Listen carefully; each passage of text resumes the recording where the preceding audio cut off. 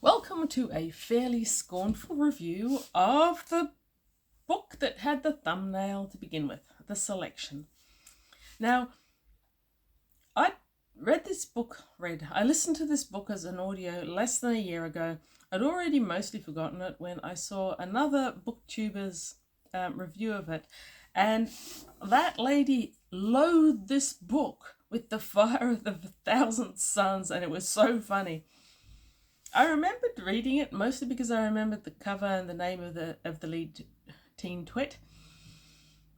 And I thought, let's go back and see what I actually thought about it, because I'd mostly forgotten. Now, like I said, for me it was an audiobook. And when I borrowed it, I remember looking at it with a certain amount of dread and thinking, I hope I don't regret this one. Because from the description, it was really, really obvious that this book would be based upon reality TV dating shows. Now, I don't watch television. I don't like it. But you don't have to have a television in this modern era to know that dating shows exist. There's Married at First Sight, there's Farmer Wants a Wife, there's Bachelor, Bachelorette, Spinster, Spinsaws, whatever. Those sorts of things are everywhere. And people seem to like them. I personally don't like the reality show genre as a whole, and I think that anyone who actually thinks that there's any smidgen of reality in it should find a good mental health therapist and get the help that they so desperately need. They're as scripted as soapies, and they usually make about as much sense. But when I got this one out, I needed an audiobook. I was absolutely certain that I hadn't read this one, and it seemed worth trying. So while I was actually listening to it, I was actually quite enjoying it. I was surprised by how much I didn't hate it, to be honest. It was fluffy, it was silly. You needed less than 1% of the 10% of your brain that you normally use for other things to listen to this. You could probably have done 5 other things and still take in all the information that was being given you. I did think it was a very, very young adult. And it was poorly written, and I didn't actively like it, but it wasn't terribly offensive. I'll just have a word about the age that we're talking about here. So when I say a very young adult is the politically correct modern version of what we used to call teenagers when we were allowed to do that. I think that by the time I was 12 or 13, I would have been thoroughly too old for this low level of writing, description, characterization, and plot level. I think if you've got a dating show that's meant to end in marriage, aiming it for a market of under reading level of 12 or 11 is just a little bit naff. I'm not sure that that's something that you should really do, but I know I read to a fairly high level early on. Maybe it's a me problem, not a you problem, hey? But yeah, aside from the fact that it was very, very young adult and very, very basic, I was enjoying it. And I skimmed along for most of the book, quite enjoying it. It was a 2, sometimes it was even a 3 in terms of reading enjoyment. Nothing much happened. There weren't many characters. There wasn't really much to like, but it wasn't strongly objectionable. It is superficial and flawed and all that sort of thing, but not unenjoyable. But then it stopped. Please note, it did not end. The story did not end. It just stopped. There are chapter endings that had more of an actual ending than the final page of this book had, and I got so angry about that. So angry. So angry, in fact, that I'm going to talk about all its other flaws, and it's got plenty of them. Or at least some of its other flaws. I probably couldn't talk about all of them. There's too many. Now, I knew when I got this book that I was buying into the the new age phenomena, especially common in young adult, but in many other types of books as well, where the first book doesn't end the story. Lots of very decent books do it. The Hunger Games, which I think is a great series, that did it.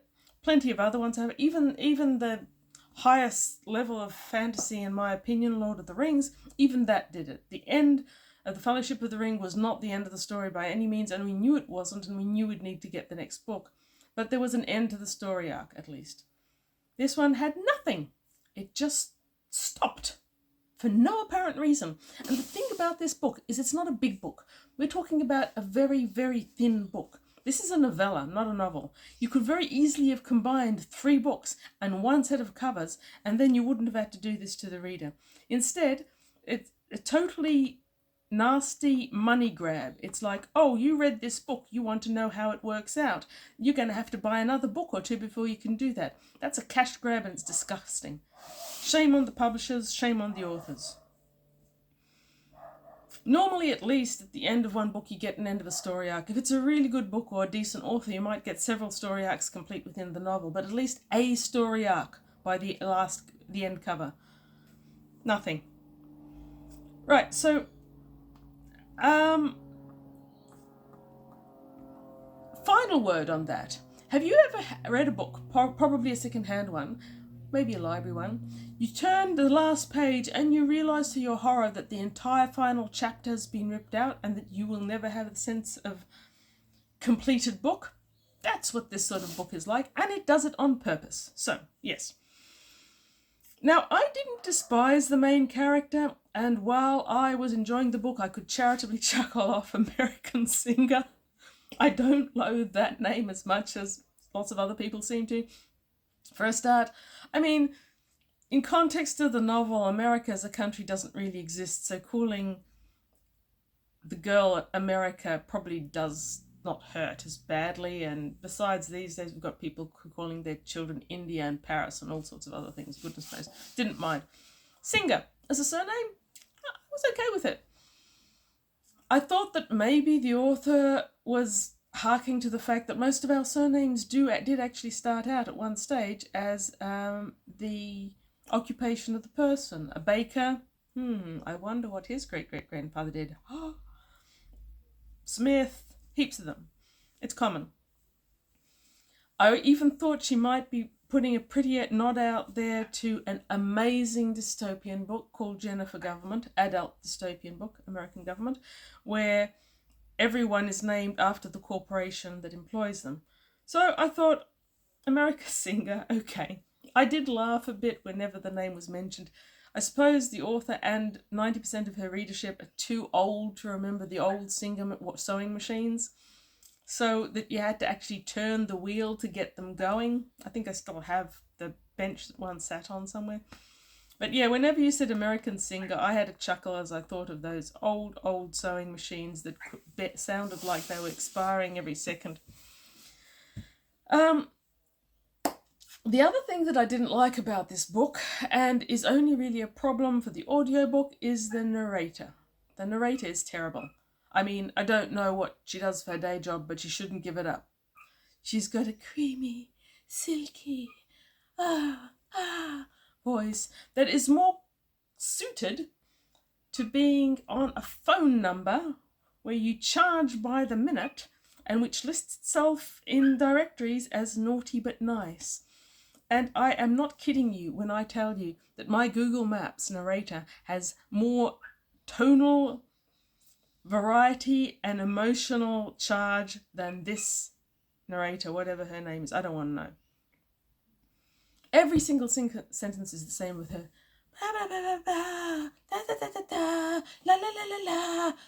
She said that every single end of sentence for her is and she has no tones and she has no emotional expression. And what is she doing? Unless she's volunteering her time here, she should not be paid for what she did to this book. She shouldn't. It isn't as bad as it could be because essentially there are 2 characters in this whole book. There's main teenage twit America and her love interest, who I think was called Max or something like that. The characterization even of these 2 was poor. America herself makes no sense in many ways and for many reasons, but we're going to start with actually maybe concentrate on the fact that Singer, right? She comes from a family of artisans. She makes money for her family by singing. She's apparently vastly skilled, not that we actually ever see any of this vast skill. It's used as a character twist later on in the book, but not terribly effectively. So, can play multiple instruments and she can sing, and that's how she earns money for her family, by booking herself out and performing. But for the first few chapters of the selection, she whines continuously about how she doesn't like being looked at. She doesn't like being the centre of attention. It's like, wow, she must have been the most amazing performer in the known universe, if as soon as someone looks at her, she goes, eh. Which is what she does the whole time. She winds her way through this thing. The other thing about the book... Oh no, let's do one more thing about America Singer. America Singer doesn't want to marry the prince because she wants to marry her one true love back home, who has told her that he isn't going to wait for her and that they can't ever be together, which she should already knows because there's a caste system and they're in the wrong castes or whatever. Despite this, and despite not liking being the centre of attention, at some stage she marches up to the prince and tells him that she isn't the girl he's looking for, but she can help him find the right one by telling him behind the scenes stuff that he wouldn't otherwise know. And he agrees. I mean, why he agrees is obvious.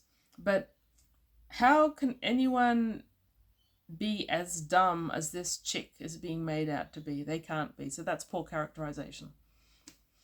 Really, really dumb all the way through. Nope, never mind. So there's an absence of world building, and when I say absence, I mean a huge vacant hole where something could be. There is nothing. In the early chapters, it starts creating a bit of world building, and I enjoy that. You've got a caste system, you've had some sort of war in the history that it's ended up with a totalitarian government with a very rigid caste system, and most people in want. It doesn't actually sound terribly different from modern America, really, but I mean, it's trying, yeah? But as soon as our teen twit enters the palace to start the reality TV dating show, any attempt at world building just goes out the window. There's none anymore. And the majority of the book happens during the selection, so that's no world building. We have these poorly described castes that we don't ever really go into any further. All of a sudden we have rebels. Rebels that make no sense. The only way those rebels will ever make sense is if we find in a subsequent book, as I suspect that you will, that you who choose to read it, that the rebels are actually invented by the king or the government in order to help continue oppressing the populace. That sounds the most likely. There's no other thing about them that makes any sense. And then you've got strange world-building features like double-breasted suits and electric goods for some castes in a post-dystopian world. Oh, look, not even going to bother. The weak attempts to create the war in the past that has led to the current caste system were magnificently underwhelming. Sooner or later, I'm sure that people who are gullible enough to continue with the series will find out that there's a terrible secret being held against them somewhere. I really don't care. It foreshadows so badly that I suppose the author thinks she's setting up world building or plot or something. It isn't. It's just foreshadowing. And it's weak, wishy-washy, and I don't care. And as for buying another book, they should have been within the same cover. There was plenty of space. Okay, so the game show popularity contest, Miss World, dating game, whatever, could have been improved by having actual characters. It's like having 2 characters and that's it. That's not enough. It could have actually been made interesting. It wasn't really. I think the author was trying, but she wasn't succeeding. There was the leading teen twit, there was the prince, there was the bestie, there was the mean girls and a bully, and that's it. They didn't mention the dresses. That was really sad. I like dresses. Good dresses could have saved this. So, overall, I didn't hate this book while I was listening to it. That's the thing. I was actually quite enjoying it. It was a mild enjoyment. Now, if I wasn't in a car with only one audiobook that I could listen to, I wouldn't probably have given up early. If I was actually reading this book, I think it would have been do not finish by chapter 3. But as it was, I was quite enjoying it. Why that ending? Why do that to an innocent person who has bought or borrowed your book?